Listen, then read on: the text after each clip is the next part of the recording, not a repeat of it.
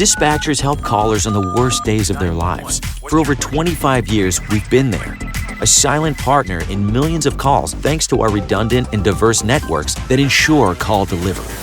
Today, cities are bigger, traffic more congested, and the challenge is more complex. But you're never alone, because InDigital is quietly improving, implementing, and driving the next generation of 911, so you're supported in every situation. Make the switch at indigital.net. My job is all about purpose. Just the ability to make a difference, to help someone be able to go home at the end of the day. My great-grandfather started the volunteer fire department in Springfield, Nebraska. My grandmother was a nurse. My uncle was a fire chief in Atlanta, Georgia. So somewhere down the line, it was my purpose to be doing this. Yeah, we're a family here. The data we get from Rapid SOS is life-saving.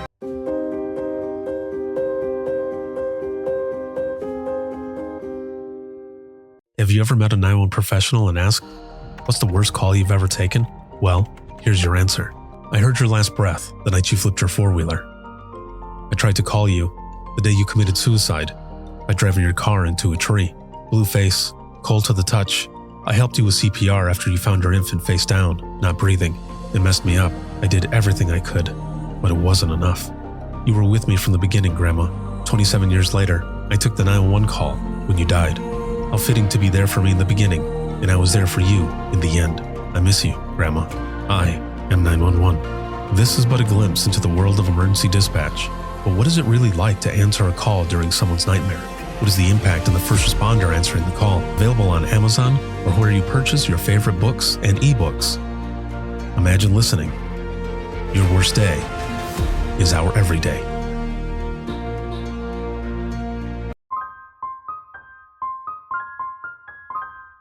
This is Jordan, and you're listening to the Code 7 Podcast Network.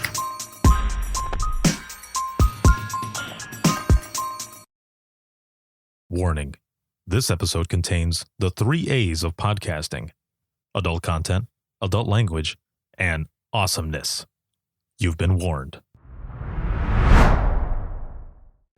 I think I have a couple of them. One of my first major bad calls, I guess if you will, was a man on fire.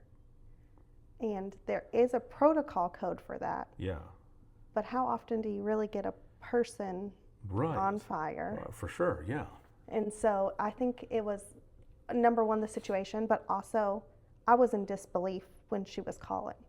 Because it was in like a Lowe's parking, like a very busy area.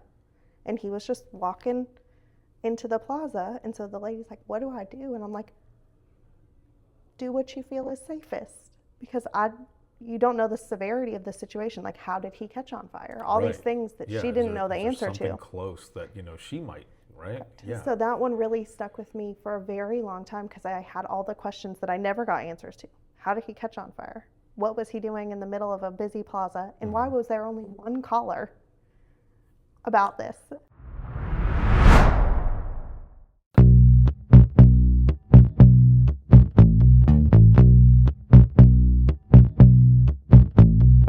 Welcome to Within the Trenches, true stories from the 911 dispatchers who live them.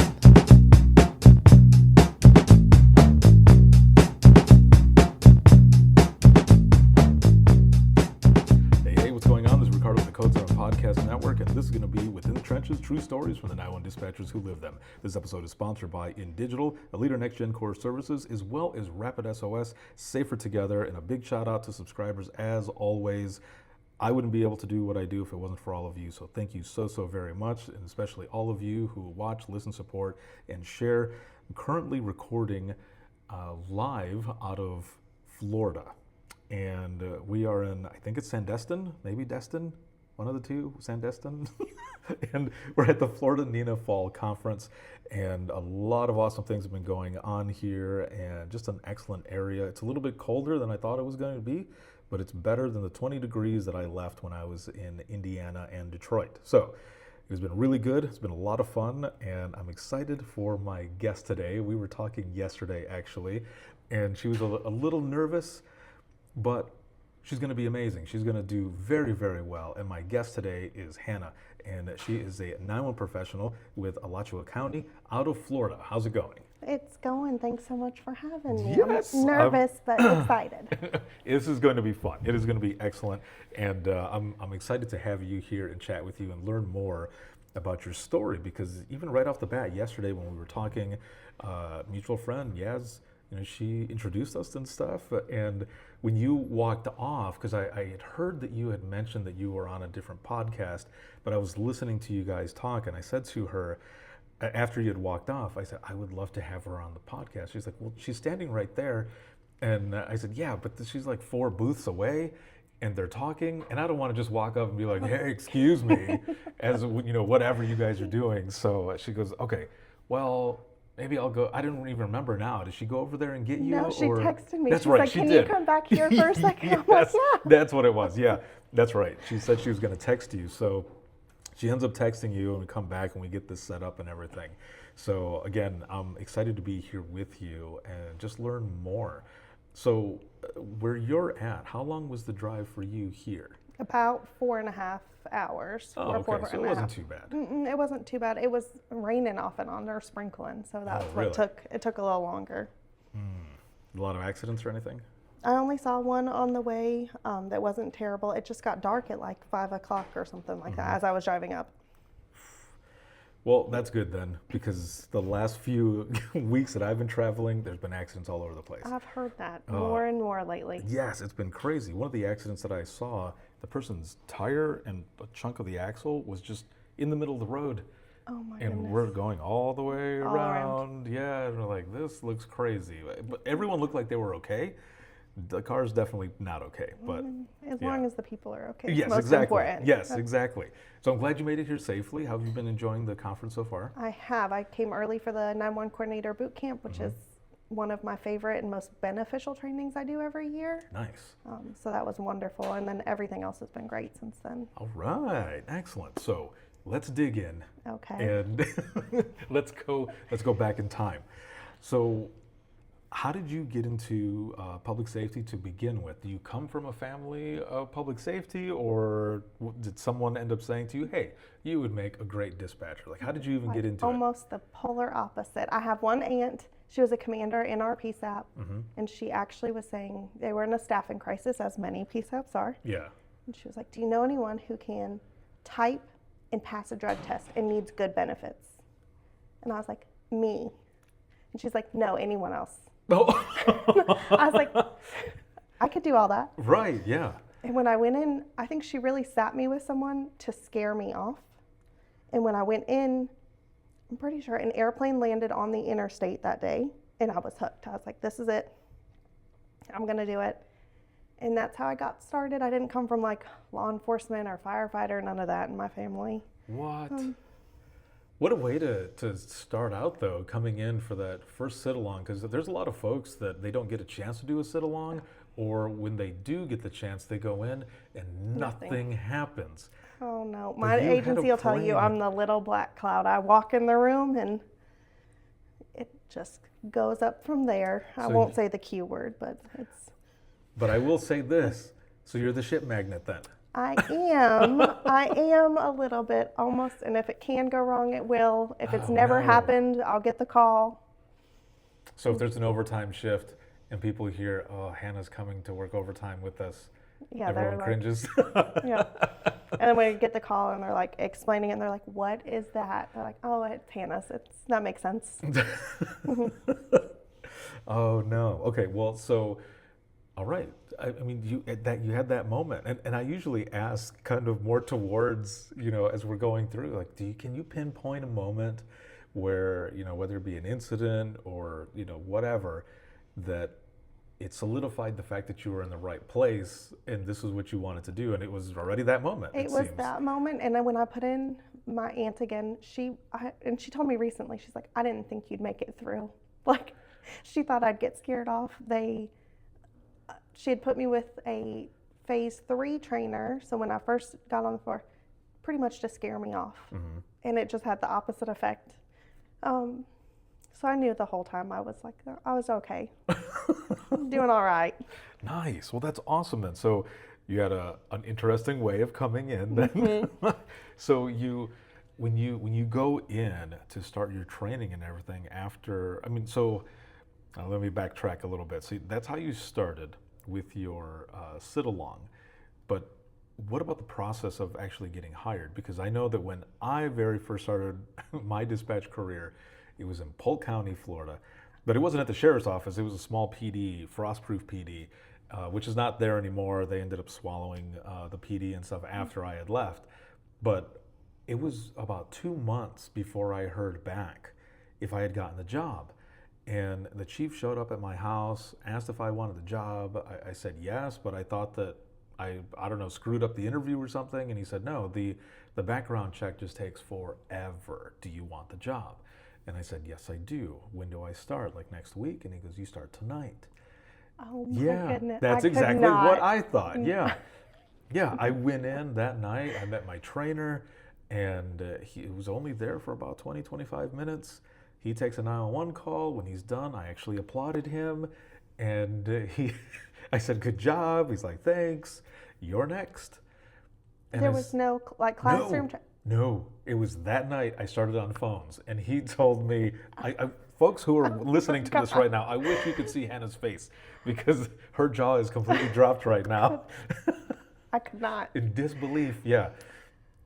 And I remember throwing my hands out at him, and I didn't hit him. I just threw my hands out like, are you serious? I've only been here for about 25 minutes. There's no other training.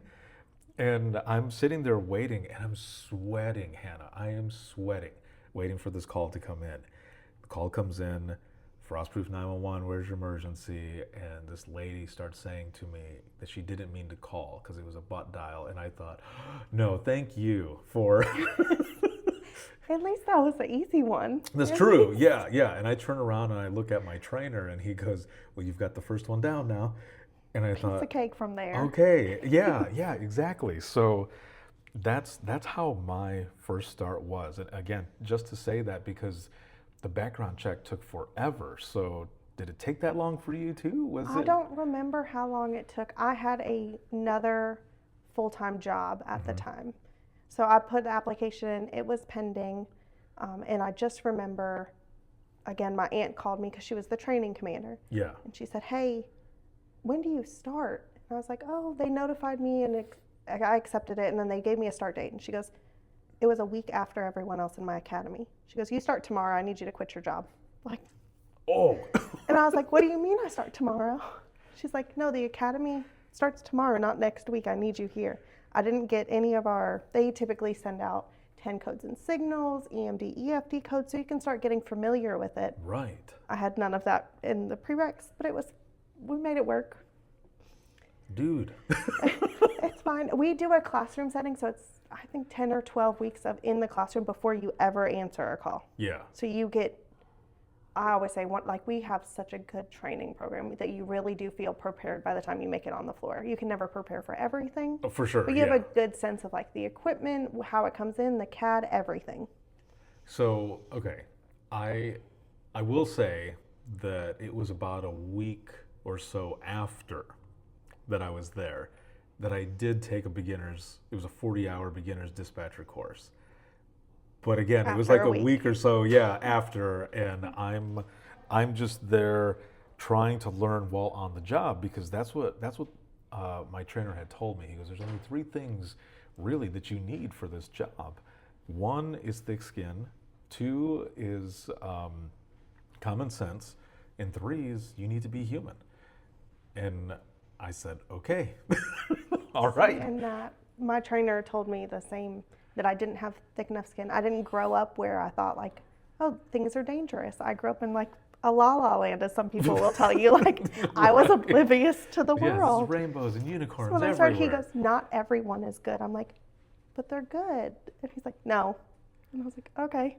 And even now they'll tell you, like, I still believe in humanity much more than some people who've been in their profession. Yeah. I'm like, it could have been a misunderstanding. They're like, no. So, interestingly enough, and I was the same way. still, I would think the best in a lot of people, but as you get into it more and more and more, you find out that, especially when you see something in the news, you might see something that has to do with something that you dealt with or your team dealt with or whichever, and you're thinking, yeah, there's more to that story. They're not saying everything, but there's more to it. Or you find out how dark humanity can be. And I've said this before, and I'll say it again. It's like, if you think about Scooby-Doo, the look on your face is like, don't ruin Scooby-Doo for me. I know. But when you watch it as an adult, you end up thinking, it was kind of telling us something, because these kids are investigating all these ghosts, all of these monsters, right? And what does it turn out that all these monsters end up being? They're all human. Yeah. It's like, how crazy is that? That's an interesting perspective. I've never even, thanks for ruining I Scooby-Doo. know. Ruined Scooby-Doo. I can't take credit for that. I saw that somewhere. I don't remember where I saw it, but it was the same way for me. I'm looking at it. I had to read it a few times. I thought, yeah. They're all human. Yeah. There's like, Scooby-Doo's kind of preparing us. Oh my goodness. You don't think about it as a kid. Now you can't unhear that. I either. know. Like, you've heard it, and now I'm like, oh my goodness, I can't undo it. Yes, exactly. So you end up, you go in, you've got the classroom setting and everything, but when you walk in that first day, or those first moments going in there, even for the sit-along, how many people are working at a time in the center? And what do you see? Is there multiple monitors, multiple keyboards, or people eating at the same time, doing things that you would think like an octopus is doing? Yeah, they're definitely multitasking. We have 15 to 20 per shift, and there is 5 or 6 screens at each position. And that was one of the most intimidating things for me, because I don't have a whole bunch of technical background. I worked at a spa prior to this, so it was not in my realm. And I was like, that's 3 keyboards, 6 screens, and people are just eating snacks. And a partridge in a pear tree. Yeah. Or sewing, knitting, and I'm like, right. Okay. I'm like, yeah, you've clearly been here a while to be able to do all that. That was one of the most overwhelming things, is sitting at the console and having to be like, how can I multitask all of these things at the same time that they ask you to do? Holy moly. Yeah, that, and yeah, like you said, it's intimidating. It can be overwhelming. I remember walking in, and when I left the single PD, I ended up moving back home to Southwest Michigan and finish off my career at that center at a central dispatch. And now I'm working with a team, and just watching them and also eating at the same time, like you were saying, I felt overwhelmed. And I'll ask you this as well, because I asked myself this: can I do this? And did you have those moments, like right in the beginning, like, am I going to be able to do this? This looks crazy. I had some of them. I'm sure everyone has some degree of them, but at the same time, it was like such a good purpose when you knew you were getting someone help. Right. And I'm great at multitasking. I'm great at quick thinking. So even though I had no exposure to it, I knew I could do those things. And I will jokingly say, I can be trained to do anything. Anything at all I could be trained to do. Oh, right. And so then eventually you start catching on. Yeah. And you're like, all right, I can do this. It's less scary. And obviously after your first call, as you said, it just gets easier. You're like, it's not so bad. Like, right.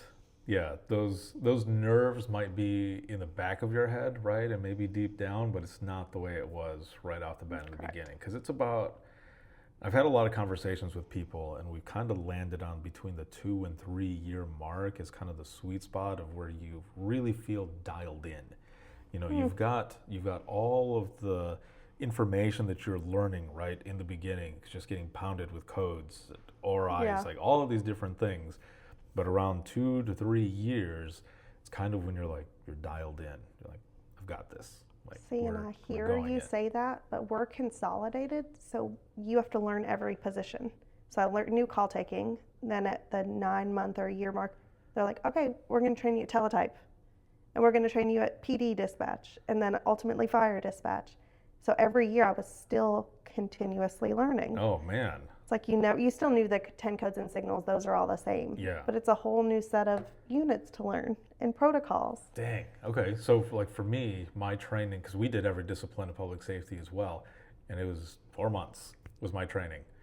Now, I had 4 years of experience already, but coming from a single person for 8 hours, going to working with a team for 12 hours, they're like, you got the experience, we could probably rush you through it. But even towards the end of my training, I remember my trainer asking me, because I was in the shadow phase, and she goes, you think you're ready to go? And I said, hell no. I said, no. I said, there's so much more stuff to learn. And it's like, well, you've got the foundation. You continue learning as you're going on. You'll never be trained if you're waiting for every scenario. Exactly. You'll never get through it. Exactly, yes. And they just told me, like, no, you're ready. And I was like, okay. And they were right. It was just me. I was just rip the Band-Aid off. Yes, just rip and jump in there, yeah. Oh. So do you guys work 12 hours then? We work 12, 7 okay. to 7. And then we're alternating. We mimic our road unit, so every other weekend, similar basic schedule. But the 12s are long. They're long when you're the one that gets all the calls, all the bad calls. So you're on 7 to 7, but are you nights or days? I've been lucky that I was always days. I like how you say that for those watching and listening. It was like, I don't want to jinx it. Like, I could feel your energy.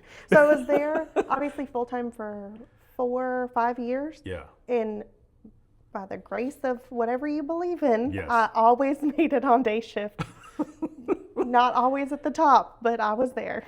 Wow. You know, when we train, like when I learned GPD radio, you do 6 weeks on nights and 6 weeks on days to get exposure for both sides. And the night shift was the longest days of my life. Trying to stay awake when you're not accustomed to it. Yes.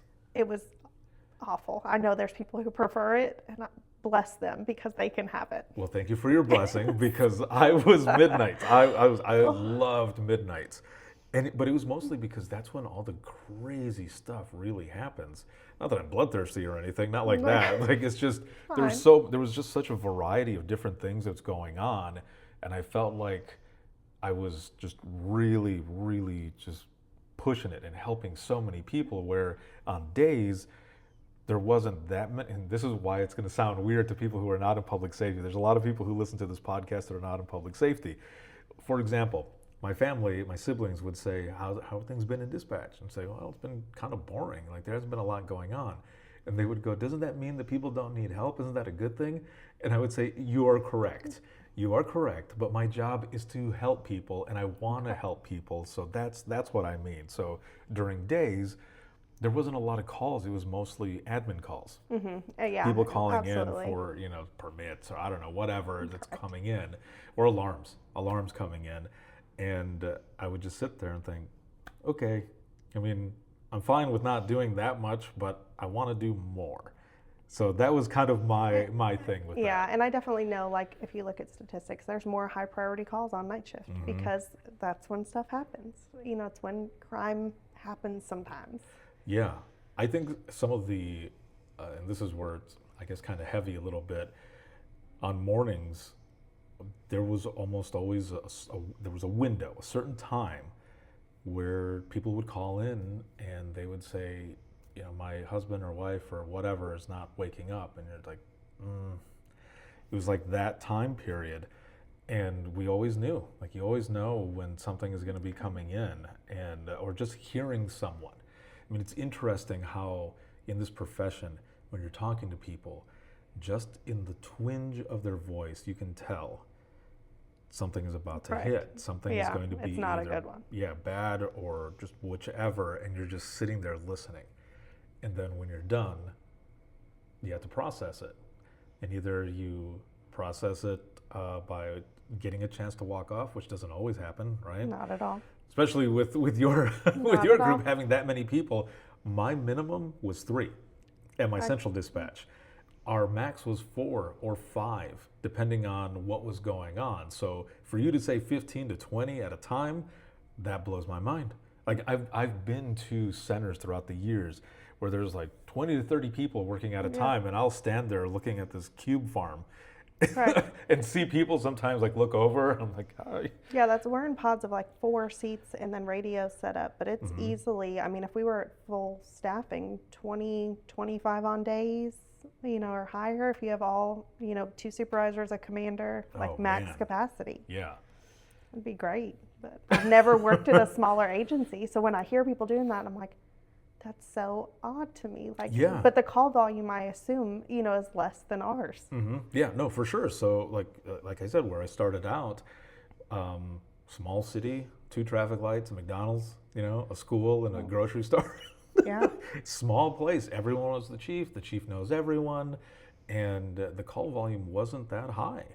But when stuff would happen, I'm the only one there. There's no one there to help me. So I'm losing my mind trying to make sure that everything is going with as smooth no one there as to help. possible. Yeah, with nobody there. There would be times where I remember we would have some of our groves that would catch on fire. And I'm having to call basically like, DNR for fire and stuff to get a plow out there, to get everything going. But it's just me running fire, running that. Luckily, we didn't do EMS there. We had to transfer over to the county. But either way, I'm still running the county radio just in case to coordinate everyone and then the officers. But here's the thing that would happen a lot of the times that those groves would catch on fires because someone didn't want to pay for their car. They had just bought a brand new nice car and they would pay people to steal the car, take it to a grove, and set it on fire. Oh my goodness. Yeah, it wouldn't fail that I would get a phone call a little bit afterwards from someone saying, someone stole my car. I don't know what happened. Like, oh, guess what? The license plate I didn't tell them that, right? But I would tell the officers. It just so happens. It caught fire 30 minutes ago. That it caught fire. Yeah. And there was nothing that anything could be done. I wouldn't even think that was a thing. Yeah. Like a thing that people, it would not even have crossed my mind. Yeah, it was crazy, but that's how it was for me in Florida, just being in that one seater. But yeah, so to listen, so we're both thinking, you're thinking because of the small center, and I'm looking at it with your huge center and everything, and those dynamics. Because even in the central dispatch, if there was the 3 of us on, I would be on phones on one side by myself, empty console to my left, and then on the other side is main law enforcement radios, and then our backup radios and phones, but they also ran like NCIC and all of that stuff. In Michigan, they call it lean, so which would be the FDLE over here. So that's how we ran it.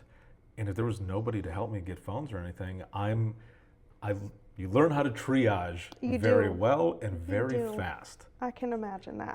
I feel very blessed because our center, there is always typically, so if you don't know it, someone does. It's like I am famous for waving my hands when I need help or saying, does anyone know? And one I can remember is a lady called and said, I'm at the pumpkin patch. Well, it was October. So what pumpkin patch? Pumpkin patches everywhere, yeah. She's like, I'm at the pumpkin patch in Hawthorne, which is a city. It's a daycare center. I didn't know that, but I stood up. I was like, does anyone know where the pumpkin patch is in Hawthorne?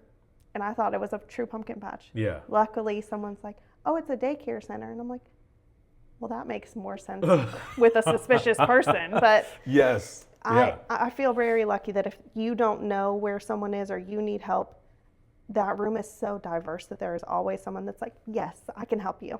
See, I love that too, because there's always someone who's going to call, just like you're saying, to say something like that. Or we had in Allegan City downtown, people would call in accidents at Water Tower Hill. And when I first started working there, I thought, is that the water tower that it's going to sound stupid, like it's on top of that hill right there going into the city? They're like, yeah. I said, I grew up in the area, so I know that. I just wanted to make sure that that's what it was. We're talking about. Yeah, because otherwise, people are like, it's over here by Bob's Road. You're like, I don't know where Bob's Road is. But just like you said, there's always someone in there who's been there long enough. Yeah, like, I know where Bob's Road is. Here's the cross streets and this and that. So yeah, it's always good to have folks in there that know those types of landmarks. And that's kind of what we always want callers to have. Know your location. Correct, absolutely. If anything, landmarks, cross streets, anything like that. Anything that we can go off of. Right. Absolutely. Because, I mean, it's easier now with, technology and everything, but when I was even towards the end of 2013, I would go home sometimes. Like, we had a state game area, and people would get lost in there. They would call on their cell phone, and then we would lose signal. And I can't find them. There wasn't Rapid SOS. There wasn't anything like that. Like, we could try to get the cell phone carriers to ping them, but they wouldn't always find them. If you're lucky. Right. So then it's me going home, all screwed up, mental health wise, thinking, I hope they made it out. I hope they called again, because there's no way for us to get a hold of them. Yeah. Which sounds crazy, and right? it's one of the things you do. I mean, if you can't find someone and you do take things home, because you never really get the end of the story. It's rare. Right. It's rare because you take the call, they get there, and then you don't know the outcome of it most of the time. Yeah, exactly. So it does. I can only imagine if I didn't know pinpoint location. Right. Yeah. No, it was freaking nuts. So when you had started out and you were taking calls, do you remember your first call or some of the earlier calls? I do. And again, my trainer, he's still there. He's moved to a different position, still in our agency. Mm-hmm. Coming from my background, he really was put there to scare me. He was put there Welcome to to scare me. dispatch. Yeah. And so one of our first calls, or my first call, when they answered, it was from a primate sanctuary in our county, and one of their monkeys had escaped. And I just looked at him because, they train you for all kinds of things, but Right. not quite for that. And I was like, Right. So we have SOPs, and again, it's a very good agency. I'm like, can I have a description of the monkey, the color, weight? I just start listing things, and he's looking at me like, what are you doing? And I'm like, you got to get the description, right? Like, that's all I could think of. And it turns out that primate sanctuary is in a more rural part of the county. The one that got out, liked dogs. So then citizens started coming with their dogs because they thought he would come out of the trees. And he ultimately did. He came down for a dog, and that's how they got him back. But it was quite the first call, and they knew very early on that I would just get those kind of weird, unique calls because of that. Yeah, that is amazing. I love the fact, though, that because you gotta, I mean, you probably have taken other calls. I know I've taken calls, and those who are listening who are in this profession are probably taking calls where you will ask someone if they feel safe, right, to help out. And I had someone who walked up, who's on a walk with their dog, and there was a car flipped over on his top. Okay. And I said, can you check on him or maybe call out to him? And he goes, I've done my spot. I called. Just get somebody out here. And we're like, okay. Luckily, the car had been there for a long time. There was nobody around it or anything. And but again, it's not to fault anyone. They called. If they don't want to go any further, they don't have to. Yeah, if they're not comfortable, they don't have to.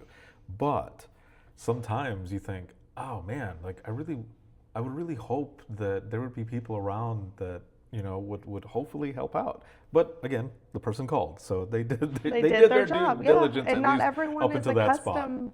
accustomed to it. Like, I didn't grow up where my dad was a police officer or something like that, so I really can't say I would do any different.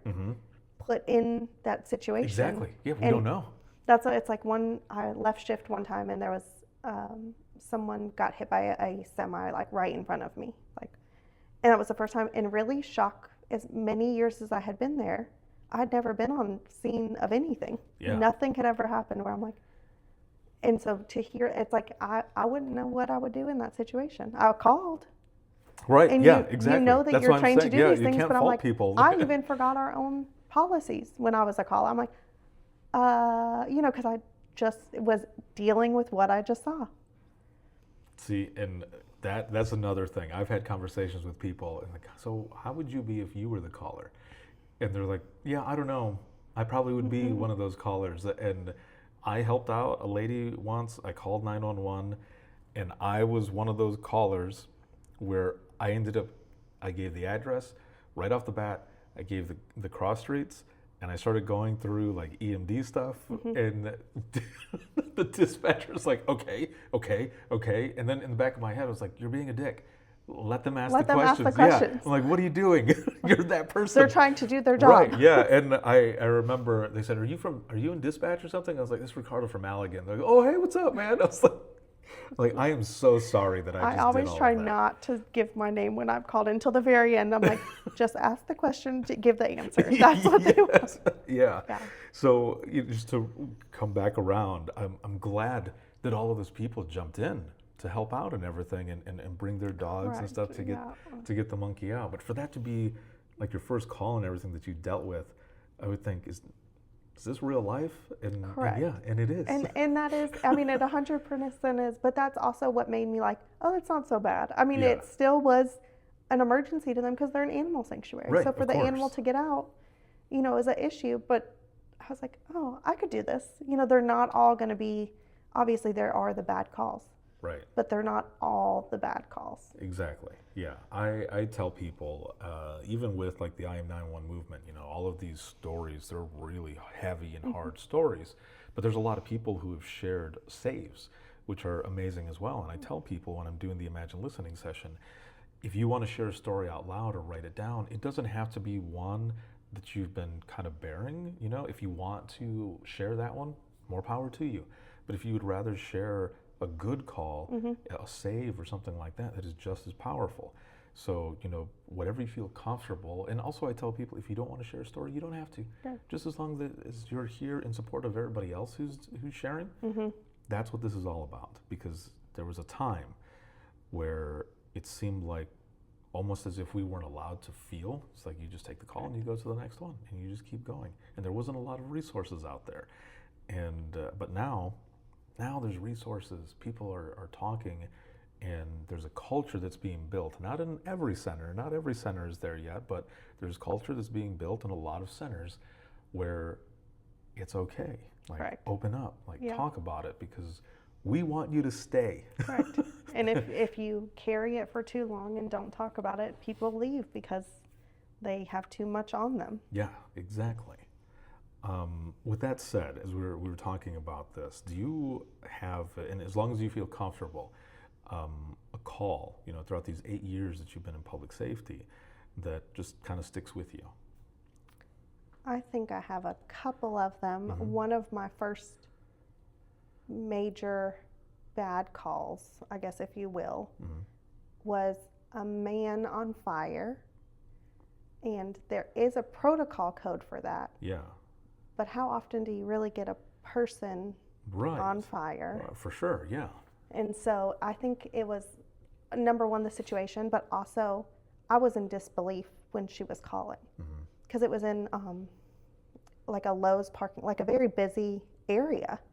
And he was just walking into the plaza. And so the lady's like, what do I do? And I'm like, do what you feel is safest. Because you don't know the severity of the situation. Like, how did he catch on fire? All these things that she didn't know the answer to. Something close that, she might, right? Correct. Yeah. So that one really stuck with me for a very long time because I had all the questions that I never got answers to. How did he catch on fire? What was he doing in the middle of a busy plaza? And why was there only one caller about this? That's true, yeah. Because, a vehicle accident comes in and you get a dozen calls. Yeah. And here's this person and you get one call. And I'm like, a man, and you hear me on the audio, and I'm like a man, like a person, like his person is on fire. And she's like, yes. And I'm like, okay, I'll get you some help. Because I was in just complete disbelief. And it was relatively early, but that one has always stuck with me. Just because I'm like, you could hear her trying to process it. And she's like, do we spray him with a fire extinguisher? Like, she's doing her logical steps. And I'm like, I didn't know what to, it's stop, drop, and roll is all what we know. Right. From when you're little. Yeah, exactly. But I'm like, does she go up to him? Do I tell her to get out of her car? Some things you just aren't trained for all the way. Yeah, I mean, it's like, I remember a call once where there was a gentleman who called, and he went into the gas station after pumping gas, and there's nobody around. And I remember someone saying, just see if they can find someone that's there. And we're like, no, because if someone is robbing the place, now you just made another victim. Correct. So we're like telling them, get out. And it turned out that the person that was working was stocking the cooler really fast because someone had called in. So that person was the only one there. On a bathroom break or something like that. Yeah, that person was the only one there and needed to do that. And because no one had come by for a while, the person thought it was fine. So that's what was going on. But the reason I say that is because just like you were saying, you know, if they've got the fire extinguisher and they feel safe, do what you feel is safest. Best and safest for you. But to just straight up tell them go, you know, there could be some other chemical there. Correct. There could be something else that ends up, you know, there's an amount of liability, right, that Absolutely. goes into this. And I mean, how much, if you think about it, how much pressure is that as well when you think about that part of it? Correct. And this is not to scare anybody from the position. The position is very rewarding. There's a lot of good that comes out of it as well. I mean, you're helping people. But I think about it sometimes, just someone calling and the way your tone is when you answer 911, where's your emergency, no matter what agency it is, if you sound slightly, and you don't even have to be annoyed or whatever, you just sound a certain way, and that's the first time that person is calling, they might not ever call again. Yeah, they'll feed directly off of you. If you get elevated, they're going to get elevated. And that's why it's always better to have the calming voice on the other line. Yeah. Because I believe if you elevate, they elevate, and then y'all aren't going to hear each other at all. Right, and that's why sometimes people, you know, when there's audio or, I don't know, whatever on the news, and they play it, and you hear the dispatcher, like you and I know that their voice is staying level because of that exact reason. Because everyone needs to stay calm. It's our job to stay calm and sound like that. But everyone else in the comments are like, this person sounds like they're dead inside. This person sounds like they don't care. It's like, no. In the back of our minds, we're freaking out with the caller too. But it's our job to stay calm, to be that calm voice. To have that level voice. It's the same with the people out in the field. Absolutely. If officers hear your voice, they're going to kind of freak out as well. But also in the same sense, especially if it's an officer who's usually kind of like, you know, rough and a hard ass, if their voice changes, you know something is going down. It's wrong. You're correct. Yeah. Yeah, you learn to hear engaged voices even if they're off a little bit. Like, oh, that's not good. Yeah, you learn their voices really good. We would, and maybe you guys do this as well. I know a lot of people do it, but when something would happen and it was an officer that was hurt or whatever happened, we would start listening to voices and we would narrow down to who we didn't hear, and that's how we knew who it was. That the look on your face, you're like, I've never thought of that. Well, I mean, I have never been the dispatcher in that scenario. Yeah. Thank goodness. The only major one I've had did not end in anything terrible. But it's interesting, right? Correct. And I wonder if it's different in a sense too, because you're in a huge center and you have a bunch of people. Or like for me, if I'm taking a domestic and people would listen, we would listen for when they're typing. If they're typing fast and hard, we know something's coming.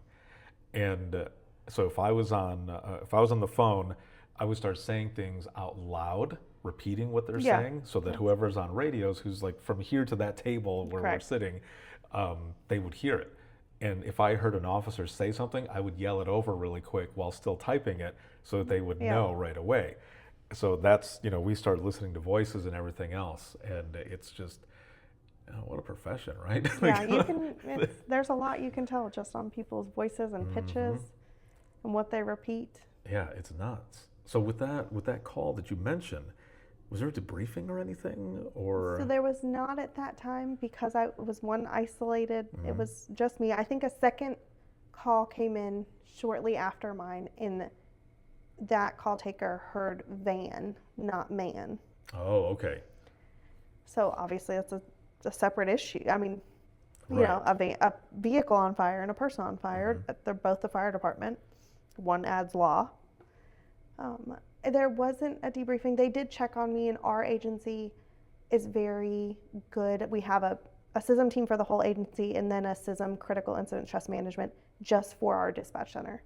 And so they do a great job at checking. There's a notification system. If someone's involved in a call, they'll send it out, like the vehicle accident I explained earlier, where a message went out to all of them like, hey, Hannah was on scene at this MBA. Could somebody check on her? And so then they can kind of coordinate like the care or the after, just as a check-in basis. That makes sense. Yeah. But that one, the person on fire didn't hit me until way after. And then I kept having kind of dreams or like, could I have done anything differently? And I couldn't let it go. I replayed it over and over again in my head. Could I have done something better?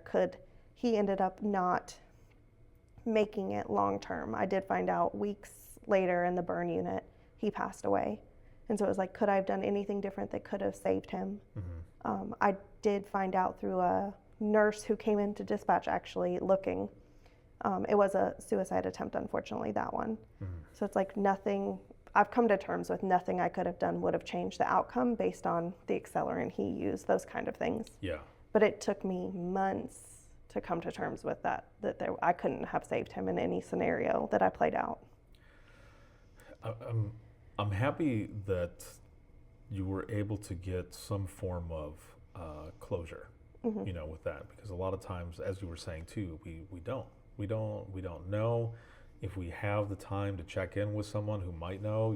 We might get to hear Correct. that, but having that gift of closure helps way more than people would understand, because we're not out there on scene, and that definitely, just because we're not on scene, it doesn't downplay anything that we suffer from, because we're listening to all of this and we're putting these pieces together of this traumatic puzzle in our head to try to build a picture for someone who's going out there. Correct. And that sometimes what we build in our heads is worse than what is actually going on. Absolutely. And it's hard to get past that. So I'm glad that even weeks later that you ended up getting some form of closure and finally come to terms that there was nothing else I could do.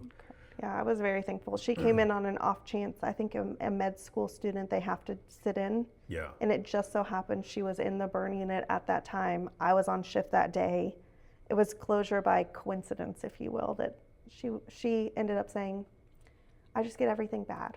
And I was like, oh, me too. And she was like, oh, I just had this burn patient. And that ended up how we got the closure, but totally by coincidence. At that point, I felt too new to try to go seek my own closure. I didn't know who I would ask. I didn't know nurses. I didn't know how to get the closure. And it seemed odd to call and be like, can I check on this random patient?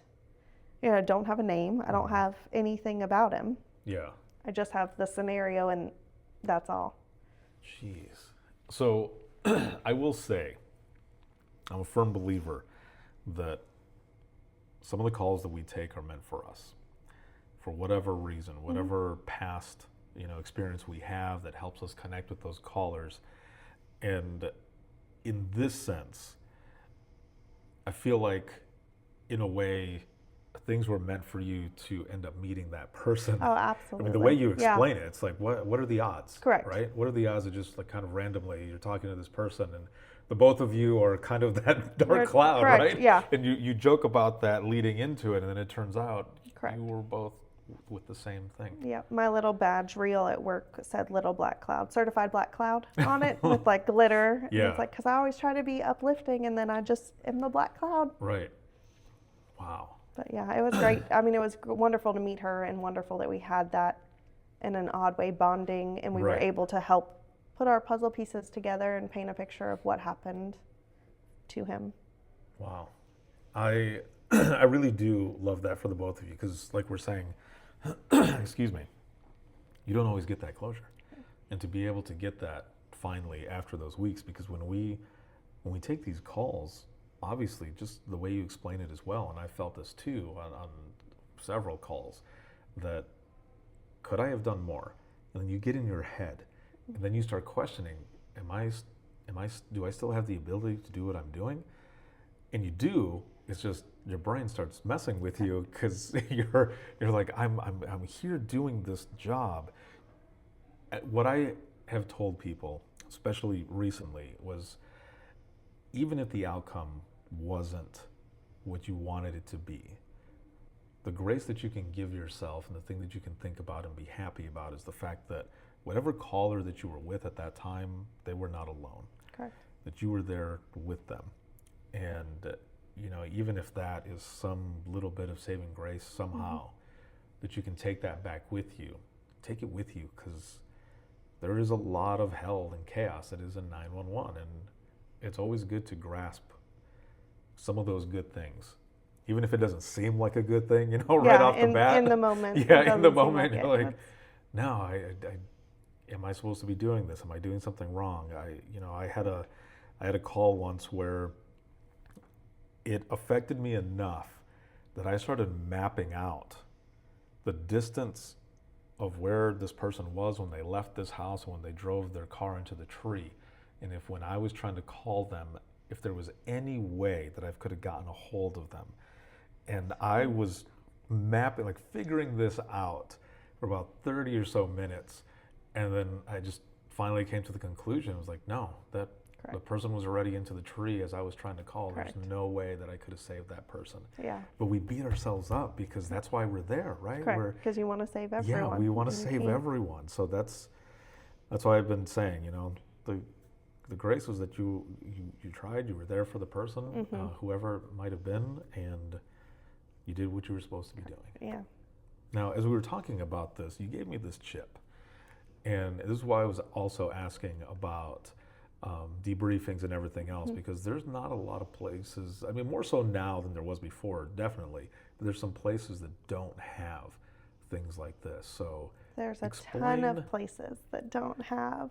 Yeah. So that was created locally by our agency, and you get one when you start with us.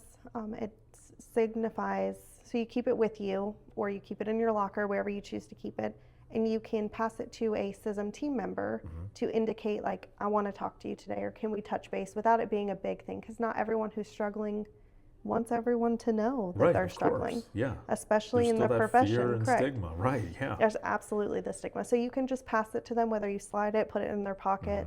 It just signifies, you want to talk, and then it's also a reminder. I always keep mine with me that you're not alone. That we at our agency, we all fight together, and we all want each other to be okay at the end of the day, to go home, to be the best we can. And I'm very thankful that we have resources in place. We're working towards even more countywide resources, but I know a lot of places don't have the same level that we have. I love that. And for those who are watching and listening right now, if you're watching in the video, it's still just audio. But I've got this green and white poker chip in front of me, and there are logos on it, and one of them says, "In our family, no one fights alone." And then on the other side, it says Critical Incident Stress Management Team, and it has Alachua County Sheriff on there as well. So this is awesome. Because you're right, not a lot of people. I was the same way in the beginning. Before I finally stopped caring what other people would say, if I reached out for help or started talking about what I did, I was one of those dispatchers who just kind of buried everything. And I would go home and be like, it doesn't come home with me, which is bullshit, because it does come home with you. No matter how much you don't want to believe it, stop lying to yourselves, because it does come home with you. And if you don't start working on it sooner than later, when you retire out, it's going to come back. And I say that because I have a lot of friends who have reached out and they're like, it's come back. Like, I don't know what to do. And then you get into this imposter syndrome because you're not in 911 anymore, and you feel like you can't reach out to your 911 family. So then you're just kind of suffering alone. So start working on this stuff now if you can. Speak out, ask for help, get resources in place. I'm a huge advocate for it now, and it's ever growing. Yes. Now that I kind of found my voice, if you will, and I was able to kind of speak out and grow. But absolutely, I mean, get help if you need help. Even if you think you don't, get it preventative. Right, yeah. Just talk about exactly. it. Talk about it out loud. Even if you just write down the things that are going on. I'm a firm believer of journaling. Write down your wins, because when you go through all the hard crap, you can go back and read those wins and just kind of remember, this is why I'm doing it. I do a good job. Yeah. And there are rewarding moments. So, yeah, all of it. I love it. You were telling me a story before we started recording, and I want to know a little more about this, especially for those who are listening right now. So you ended up helping a mom tie a tie? Is that right? I did. I think it was maybe a year. I think I just got solo status. So like in my first year or shortly after, a woman came to our center, and there's a phone outside the door where you can call in. And she called in and got a coworker, and she said, "Do you have anyone that can tie a tie? My son has a wedding and I can't tie this tie." Like the audio says like she ironed his clothes and they were all laid out and she had no one to tie a tie. So she came to the sheriff's office, and Cindy, our coworker, she yelled it out loud, "Can anyone tie a tie?" And there were people that are like, "That's not what we do. Yeah. It's not our job." And I was like, "I can tie it. I'll go help her." And it was a weekend shift. We weren't insanely busy or anything. And so I went outside. She was the sweetest woman, just didn't know how to help her son prepare. So I put it around my neck and I tied it and I said, "Here you go." A coworker snapped a picture, and the next thing I know, I'm still not sure how the news really got a hold of it, but it went viral. It was all of our local news stations covered it. New York, I got messages from Canada just because it was a feel-good story. Yeah. And it was never my intention. I was like, I can help this lady. Like, if that's what she needed help with, Right. it was That in was my her ability emergency. Right, exactly. to do it. And it was very interesting just because you would never think something so little could really change her day and help her that significantly. People say it doesn't cost anything to be kind. It doesn't at all.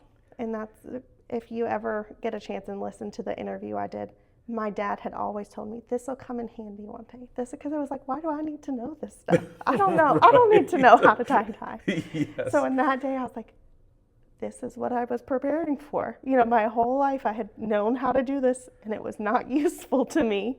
But that day, it really was her, not emergency, but she needed help with it, and I was able to do it. And it was so fulfilling for me to get to go do it. So, like I said a little bit ago, some calls are meant for us. I know. And here's your full circle moment with your dad telling That you one one was, day and it'll I was come in handy. I was so sure that she was just meant to come there that day, and it was, our paths were meant to cross. Wow.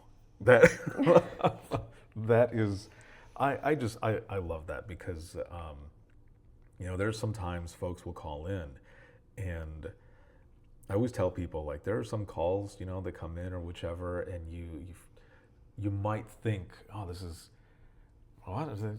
not like ridiculous or anything, but this is outrageous or whatever, but that's their emergency. Mm-hmm. And that's why we're there. So you treat every call like it is an emergency, because it's that moment that you don't, you end up on the news, right? Or something else happens.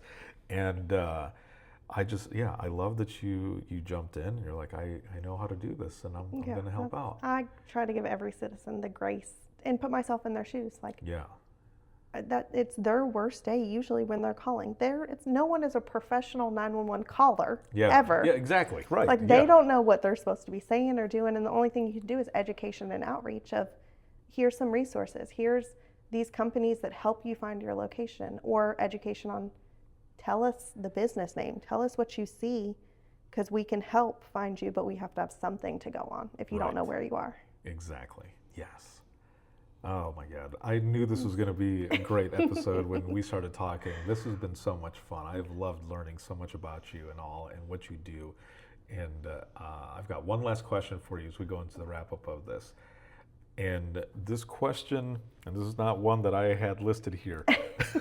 Right. Yes, it's easy. It's an easy question. But, and also as I ask this, what I want you to keep in mind is this is not to change anything. Because I feel like we go through a lot in our lives to get to where we're at now, whether it be hard lessons or whatever, happens. But if you could go back in time 8 years to talk to yourself at the beginning of your dispatch career, what would you tell yourself? I think that I'm capable, because I had a lot, and I still do, of like the imposter syndrome. Like, do I belong here? Am I good enough? And just learning, I wish we have one commander who does a great job of kind of leading by example.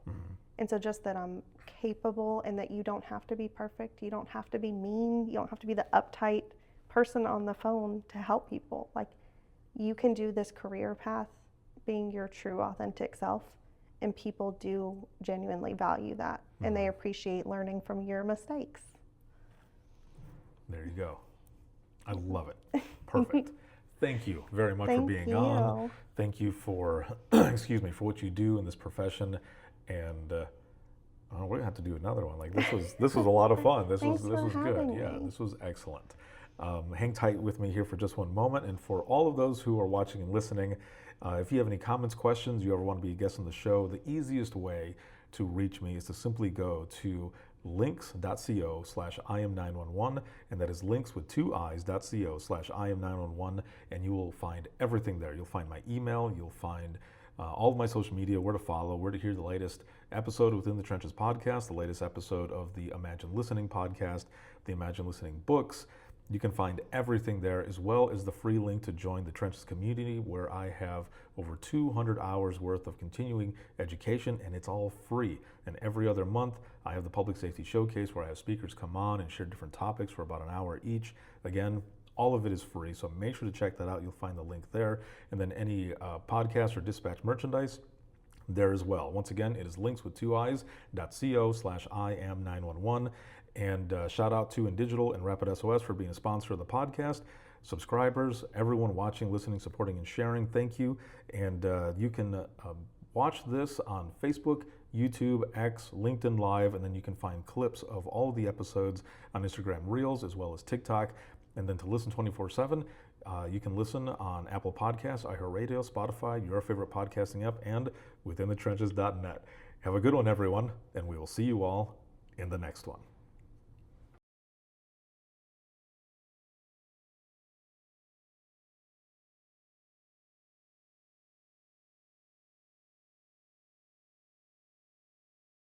Imagine listening to someone's worst day every single day. Imagine listening as someone experiences life, through their worst nightmare to the miracle of birth or a life saved. I'm Ricardo Martinez, a former 911 dispatcher, and for years I've been recording the voices of a hidden world, ours. I've provided a space for 911 dispatchers to share their powerful stories. It started as a peer support session and continues. Dispatchers sitting together, sharing out loud, or writing down what they couldn't say. Some stories will grip you. Stories of heartbreak, resilience, and calls that haunt us long after the line goes quiet. But Imagine Listening is more than heavy emotion. It's about healing. It's about laughing through the chaos, lifting each other up, and reminding the world that dispatchers are human too. The lighthearted will balance the heavy. Experience the power of storytelling, a podcast for the thin gold line and those who want to understand it. This is Imagine Listening. Your worst day is our everyday. Subscribe now wherever you listen to your favorite podcasts.